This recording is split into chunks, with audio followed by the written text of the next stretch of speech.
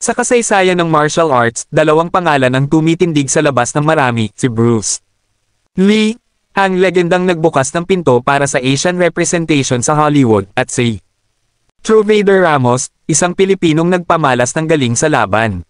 Sa dokumentaryong ito, tatalakayin natin ang kanilang pagtatagpo at ang kahalagahan nito sa kasaysayan ng martial arts. Ang pagkakaiba sa pangalan. Bruce Lee, isang pangalan na walang kahulugan para sa marami. Ang kanyang pangalan ay naging simbolo ng bilis, lakas, at kahusayan sa sining ng pagtatalo. Siya ay ipinanganak sa San Francisco noong 1940 at lumaki sa Hong Kong, kung saan natutunan niya ang mga batayang prinsipyo ng Wing Chun at Chinese martial arts. Trovader Ramos, isang kilalang pangalan sa Pilipinas at sa buong mundo ng martial arts. Si Ramos ay ipinanganak sa Subic, Zambales, at nagsimula sa kanyang paglalakbay sa mundo ng laban sa mga batang edad. Mahusay siya sa mga sining ng boxing, arnis, jiu-jitsu, at iba pang tradisyonal na Filipino martial arts. Ang kanilang pagtatagpo. Noong dekada 2070, ang martial arts ay naging sentro ng pansin sa Asia at sa buong mundo.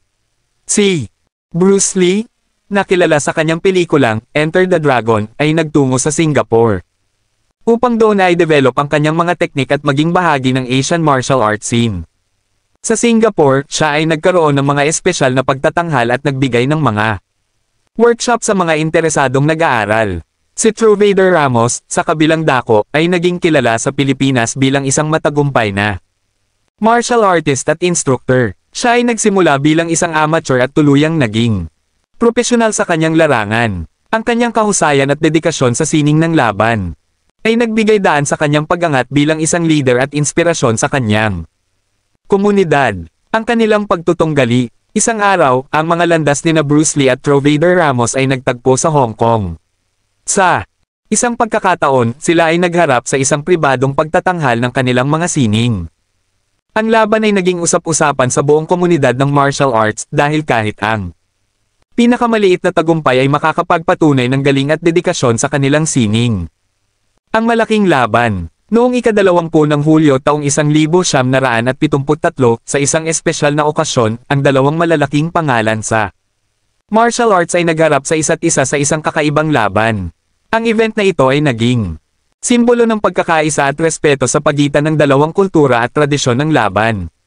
Si Bruce Lee, na kilala sa kanyang bilis at katalinuhan, laban kay Trovader Ramos, na nagdala ng Filipino martial arts sa bagong antas ng pagkilala.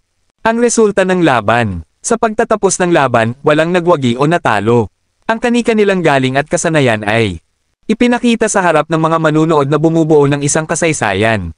Ang pagkikita ng dalawang kulturang martial arts ay nagdala ng malaking inspirasyon sa mga susunod na henerasyon ng mga mang-aaral at manlalaro. Ang pangmatagalang epekto. Matapos ang kanilang pagtatagpo, si Bruce Lee ay patuloy na namayagpag bilang isang ikonong martial artist sa buong mundo. Ang kanyang mga pelikula at aral sa martial arts ay nananatiling buhay hanggang sa kasalukuyan. Si Trovader Ramos, sa kabilang banda, ay naging isang huwara ng dedikasyon at galing sa Filipino martial arts. Ang kanyang pangalan ay nagdala ng karangalan sa Pilipinas at nagtulak ng mas marami pang kabataan na magpursige sa sining ng laban. Ang pagtatagpo ng dalawang legendang ito sa mundo ng martial arts ay hindi lamang nagbigay daan sa isang espesyal na laban kundi nagdala rin ng malalim na pag-unawa sa pagkakaiba at pagkakapareho ng mga kultura at sining.